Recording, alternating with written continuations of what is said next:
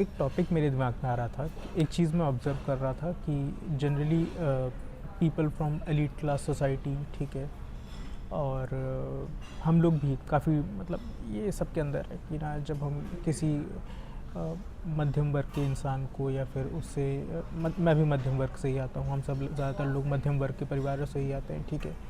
But अगर कभी हम गरीबों को देखते हैं, हम उनकी पार्टीज़ का मजाक उड़ाते हैं कि यार, मतलब उनकी पार्टीज़ का, उनके फंक्शन का मजाक उड़ाते हैं कि यार देखो किस तरीके से खा रहा है, किस तरीके से कपड़े पहने, ये है वो है, ये है वो है।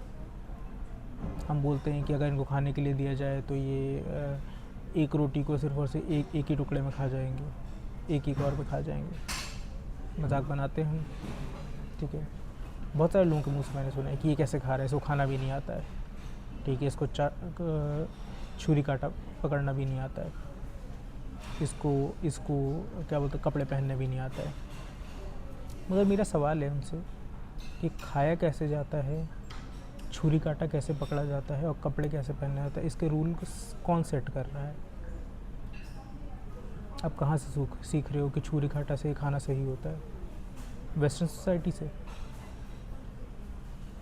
कपड़े किस तरीके से पहने जाएंगे और किस टाइप का हेयर स्टाइल होगा, ये कहाँ सीख रहे हो आप? वेस्टर्न सोसाइटी से? क्योंकि हमारे ग्रंथों में तो नहीं लिखा है इसके बारे में, हमारी हिस्ट्री में तो इसका कोई भी वर्णन नहीं है कि कपड़े कैसे पहनने चाहिए या खाना किस तरीके से खाना चाहिए। हाँ, ये ज़रूर लिखा है कि व्हाट इज़ न्यूट्रिशियस, या न्यूट्रिशन के बारे में बहुत ज़्यादा है, आयुर्वेदा है वगैरह वगैरह। बट कैसे खाना चाहिए, उसके बाद में फोर्क एंड नाइफ से खाना चाहिए या फिर क्या बोलते हैं हाथ से खाना चाहिए, इससे कोई मतलब नहीं है। सोफिस्टिकेशन से कोई मतलब नहीं है, क्योंकि सोफिस्टिकेशन एक तरीके की मेंटल कंडीशनिंग है लोगों को जज करने के लिए।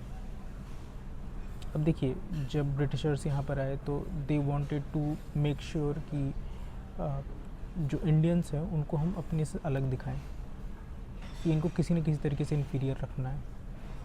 तो वो हमारी हर एक चीज़ को इन्फीरियर बताते गए, हमारी ड्रेसिंग सेंस को, हमारे खाने के तरीके को, हमारी बातचीत के तरीके को। सबसे अच्छी लैंग्वेज कौन सी? इंग्लिश। जिसको इंग्लिश फ्लुएंट आती है सबसे अच्छा है। जबकि मुझे तो ऐसा लगता है कि जिसको सबसे अच्छी इंग्लिश आती है वो सबसे बड़ा नौकर है। मुझे भी आती है इंग्लिश और मुझे अपने बारे में ये लगता है। और कपड़ों के बारे में कि जीन्स पहनना चाहिए, ये हो। जीन्स इनके यहाँ इसलिए पहना जाता था क्योंकि फैक्ट्री वर्कर्स को उस ज़माने में जिस टाइप का ब्लू कलर जॉब होता था, जीन्स फटता नहीं था, ठीक है, तो इस वजह से कपड़ा पहना था। आजकल हमने उसको मॉडर्न ट्रेंड बना दिया है।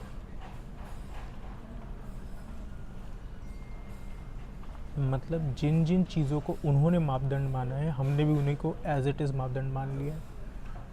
उन्होंने बताया पैंट शर्ट अच्छा है तो हमने बोला हम भी पहनेंगे, और जो पैंट शर्ट पहनता है वो ज़्यादा पढ़ा लिखा होता है और जो धोती पहनता है वो कम पढ़ा लिखा होता है।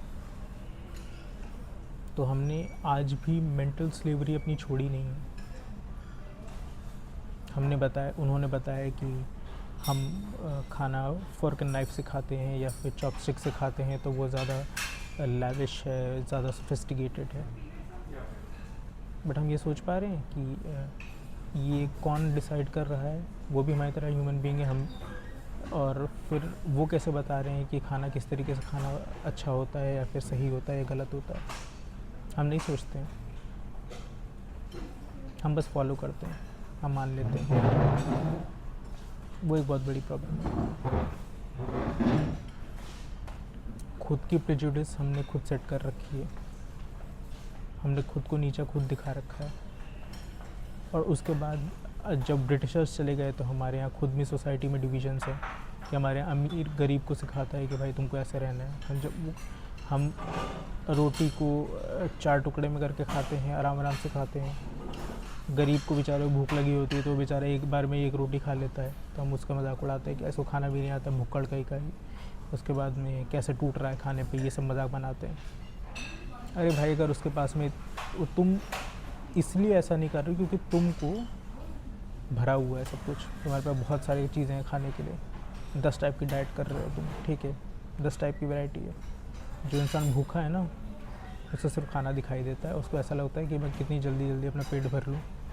अगर उसके पास 10 वैरायटी डेली होगी ना तो वो भी आपकी तरह ही खाना शुरू कर देगा कि आराम आराम से 1 घंटे में खाएगा, ठीक है, एक एक टुकड़ा करके, ठीक है, अलग अलग सॉसेस में डिप करके, अलग अलग सब्जियों में डिप करके, मैं उसके बाद इतना पैसा नहीं है। तो सोफिस्टिकेशन सिखाने से पहले आप कंडीशन देखिए, किसकी कंडीशन क्या है। और ब्रिटिशर्स ने हमारे साथ यही किया था, और आप आज फेलो इंडियंस एक दूसरे के साथ ऐसा करते हैं। ब्रिटिशर्स या फिर दूसरी कंट्री वाले तो रेसिस्ट थिंकिंग रखें, वो एक्सपेक्टेड है, बट हमारे सोसाइटी में डिवीज़न है। ये वहीं से हमने सीखा है, मेजरली हमने वहीं से सीखा है। तो आई डोंट नो इसका क्या फ़ायदा होता है, बट नुकसान तो बहुत ज़्यादा हुआ है कि हमने सारे कॉन्सेप्ट्स कॉपी पेस्ट कर लिए हैं, बट कुछ बेसिक अंडरस्टैंडिंग हम डेवलप नहीं कर पाए हैं। और इसकी वजह से आज भी हम झेल रहे हैं कि आज हम कुछ भी इनोवेटिव थिंकिंग, क्रिएटिव थिंकिंग अपने अंदर ला ही नहीं पाती, क्योंकि हमें आदत हो गई है, जो लिखा लिखा है किसी ने दे दिया, किसी बड़े आदमी ने, स्पेशली सफ़ेद चमड़ी वाले ने, वो हम मान लेते हैं। तो हम खुद का दिमाग ही नहीं चलाते हैं। तो इसी चीज़ से बाहर निकलना है हमें। आप भी ज़रा देखिए, आप भी अपनी लाइफ में बहुत सारी चीज़ें ऐसी कर रहे होंगे ना, जो कहीं ना कहीं वो आपको कहीं ना कहीं वेस्टर्न इन्फ्लुएंस से आई होंगी। अब 10 टाइप के मॉइस्चराइज़र्स लगाते हैं, उसके बाद 10 टाइप की क्रीम लगाते हैं, हेयर ऑयल के नाम पे 10 टाइप के तेल लगाते हैं, ठीक है।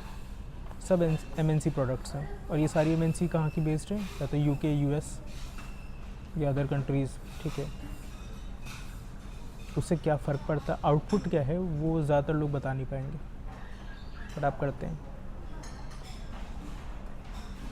खुद को एनालाइज़ करिए, खुद की लाइफस्टाइल को एनालाइज़ करिए, आपको सारे आंसर मिल जाएंगे कि आप किसके इशारों पे चल रहे हैं। Thank you.